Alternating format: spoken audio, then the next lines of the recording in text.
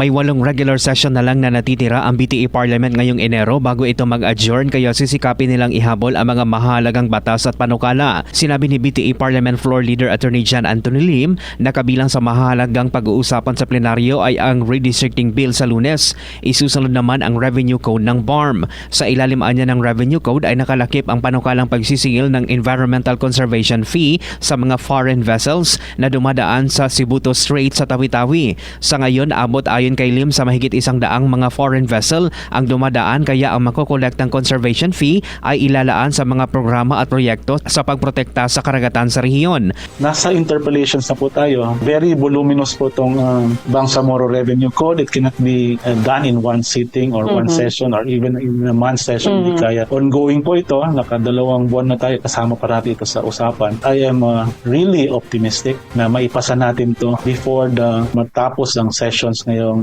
January po.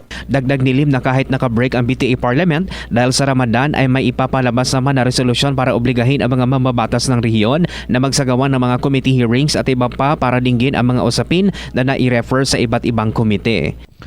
Mark Anthony Tahico, NDBC Bida Balita.